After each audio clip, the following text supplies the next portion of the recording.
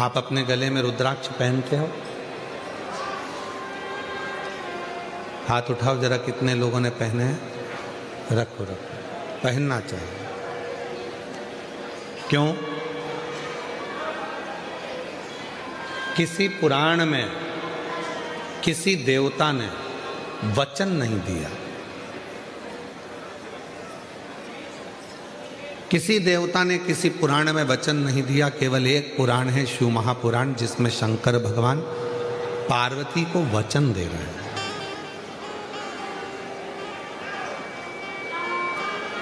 शिव पार्वती को वचन दे रहे हैं, भगवान शंकर पार्वती जी को वचन दे रहे हैं। केवल एक पुराण है और वो है शिव महापुराण, जिसमें भगवान शंकर पार्वती को वचन दे रहे हैं कि पार्वती, ये मेरे प्रेम का अश्रु है रुद्राक्ष। तूने जब मेरे नेत्रों का स्पर्श किया और उन नेत्रों का स्पर्श करने से जो बिंदु पृथ्वी पर गिरा, उसके गिरने से ये रुद्राक्ष का पौधा उत्पन्न हुआ।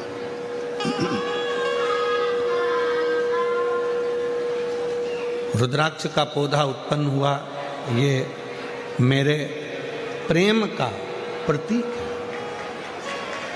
और दुनिया के लोग, अगर कोई संसार का मनुष्य मुझे ढूंढना चाहता है तो पार्वती, ये रुद्राक्ष मेरा खुद का एक स्वरूप है। जिसके पास रुद्राक्ष होता है, शिव पुराण में शंकर जी पार्वती को वचन देते हैं, उसके साथ मैं हमेशा, हर पल, हर घड़ी, हर क्षण रहूं।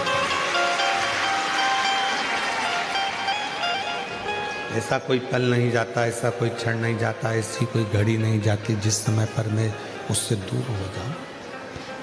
मैं उसके साथ रहूं, उसके हर पल, हर घड़ी, हर क्षण उसके साथ।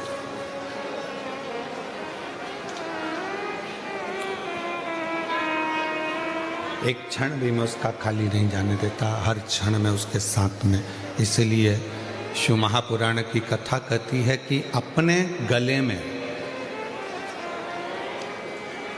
रुद्राक्ष का होना बहुत जरूरी है।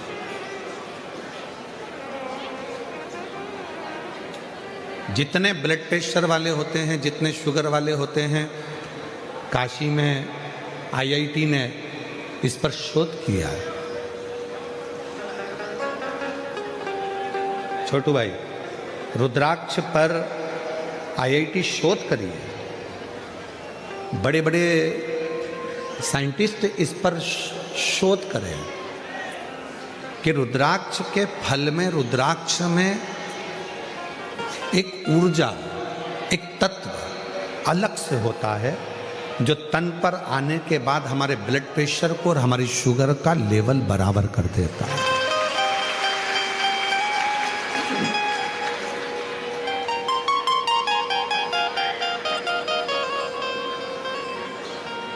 वो हमारे शुगर के लेवल को बराबर कर देता है, बराबर।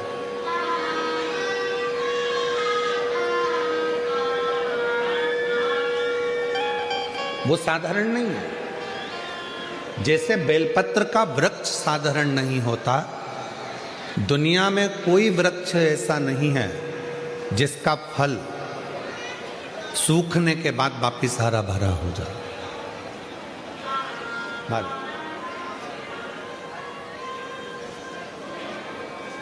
दुनिया में केवल एक बेलपत्री का वृक्ष ऐसा है जिसका बेल का फल बेल के पेड़ में लगा लगा यदि सूख भी जाता है तो सूखने के बाद बेल वृक्ष उसको वापिस ताजा कर देता है, हरा कर देता है और वापिस वो भर जाता है। केवल एक बेल का पेड़, बेल वृक्ष केवल ऐसा है जिसका फल पुनः वापिस ताजा हो जाता। अगर किसी ने फल को नहीं तोड़ा, वो फल लगा हुआ और उस फल को, लगे हुए फल को कोई नहीं तोड़ रहा है, तो वो फल लगा लगा लगा लगा लगा लगा वापिस ताजा हो जाएगा, वापिस निर्मल हो जाएगा।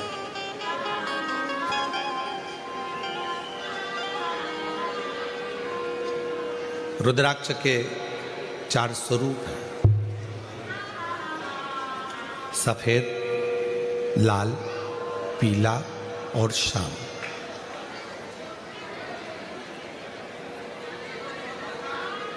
एक सफेद रुद्राक्ष भी होता है, एक लाल रुद्राक्ष भी होता है, एक पीला रुद्राक्ष भी होता है, एक सफेद रुद्राक्ष भी होता है।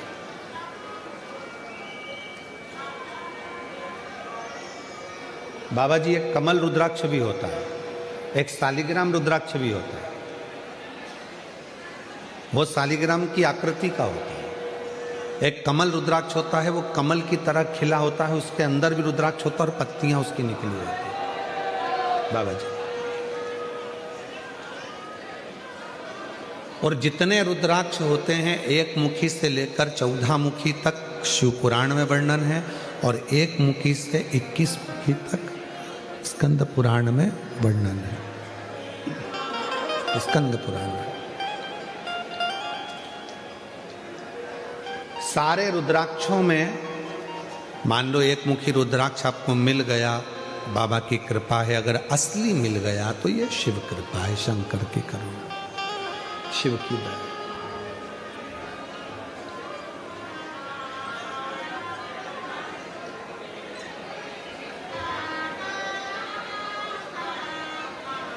पर संपूर्ण रोग, संपूर्ण दुख, संपूर्ण तकलीफ, संपूर्ण बीमारी, संपूर्ण कष्ट, संपूर्ण समस्या का हल करने के लिए 2 रुद्राक्षों का महत्व का है।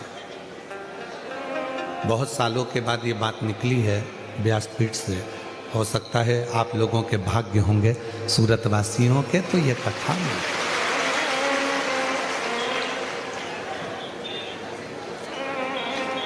2 रुद्राक्ष ऐसे होते हैं जो संपूर्ण बीमारी के लिए, रोग के लिए, तकलीफ के लिए, कष्ट के लिए, दुख के लिए निवारण का कार्य करता है। वो है पहले नंबर पर 5 मुखी रुद्राक्ष। क्यों? शिव पंचानंद है। भगवान शंकर का एक मुख अघोर मुख है। अघोर मुख, अघोर मुख का मतलब है कि उनको क्रोध नहीं आता। अघोर मुख का मतलब है कि वो शांत स्वरूप है। कर्पूर घोरम करुणा तारम संसार सारम, कर्पूर करुणा संसार सारम,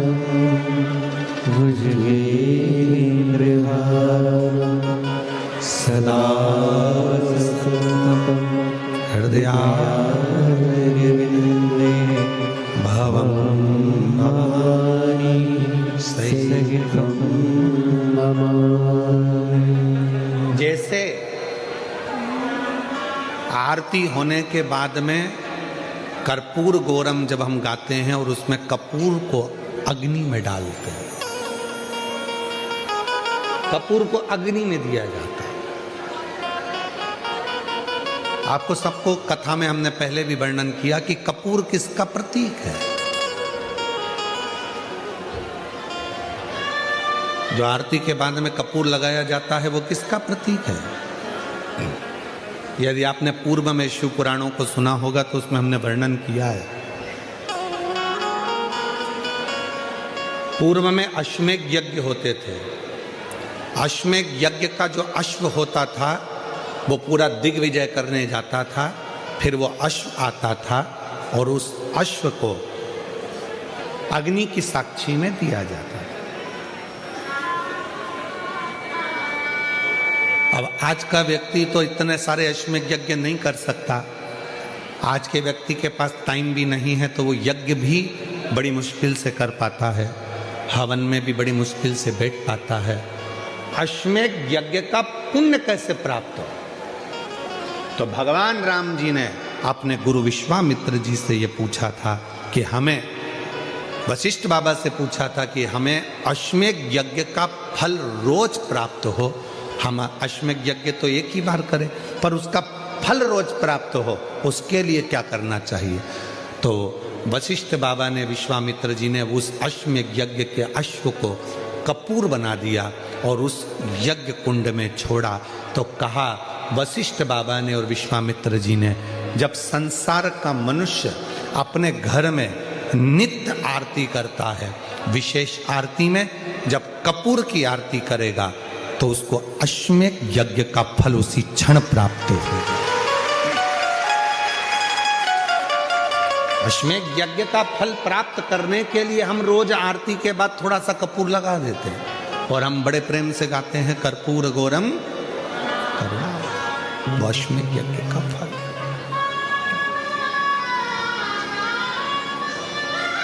हमारे सनातन धर्म में जितनी भी चीजें होती हैं कोई साधारण नहीं है हमारा।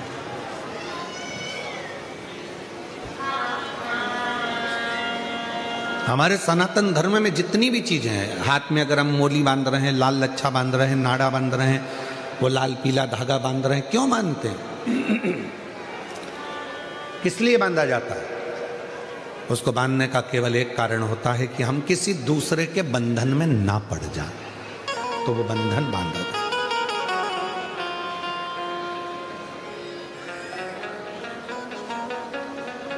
हमारे सनातन धर्म में माताएं तिलक लगाती हैं, बिंदी लगाती हैं, मांग भरती हैं। ब्रह्मांड के मध्य बिंदु में एक सूर्य रेखा होती है, सूर्य रेखा। सूर्य का रंग होता है लाल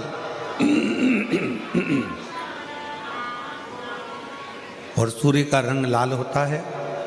सिंदूर, मांग में भरने वाला कुंकू लाल होता है, लाल कलर होता है। जब माताएं अपने मांग में सिंदूर भरती हैं, लाल रंग का कुंकू या सिंदूर मांग में भरती हैं, तो उनकी सूर्य रेखा प्रबल हो जाती है। और यदि कोई माता पढ़ी लिखी भी नहीं होती है, कुछ भी ना पढ़ी लिखी है, तो भी अपने बच्चे को पढ़ाने की सामर्थ्यता उसमें तुरंत प्रकट हो जाती है। वो पढ़ा। छोटू भाई, पहले के समय में माताएं इतनी पढ़ी नहीं होती थी। जो बुजुर्ग माताएं हैं वो इतनी पढ़ी नहीं होती, पर अपने बच्चे को वो ज्ञान पूरा देती।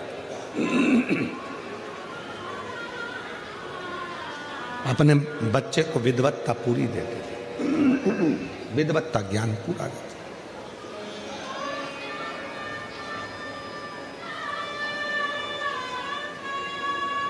जितने भी सनातन धर्म के ये कार्य हैं, हाथ में मौली बांधना, मस्तक पर तिलक लगाना, मांग भर लेना, मंगल सूत्र धारण कर लेना, शादी के समय पर मंगल सूत्र गले में पहनाया जाता है। क्यों पहनाते हैं मंगल सूत्र? क्योंकि उस मंगल सूत्र में कुछ दाने काले होते हैं, कुछ दाने पीले होते हैं। कुछ दाने सोने के होते हैं पीले कलर के, कुछ काले कलर के होते हैं, और बीच में एक छोटा सा पेंडिल हो जाता है मंगल सूत्र। वो मंगल सूत्र शादी के मंडप में लड़का लड़की को इसलिए पहनाता है कि इस मंगल सूत्र को तुम देख लो, जैसा यह मंगल सूत्र है वैसा ही हमारा जीवन रहेगा। कुछ दिन काले रहेंगे तो कुछ दिन पीले रहेंगे, कुछ दिन सुख के रहेंगे तो कुछ दिन दुख के रहेंगे। पर चिंता मत करना, ये सुख और दुख के दिनों में जब हम पूर्ण तरह से निकल जाएंगे तब आखिरी में एक पेंडिल आता है। उसी तरह फिर हमारी जिंदगी में एक आनंद का दिन जरूर आएगा। चिंता मत, वो दिन जरूर आएगा। वो दिन अपनी जिंदगी में खुशी का दिन जरूर आएगा, सुख का दिन जरूर आएगा।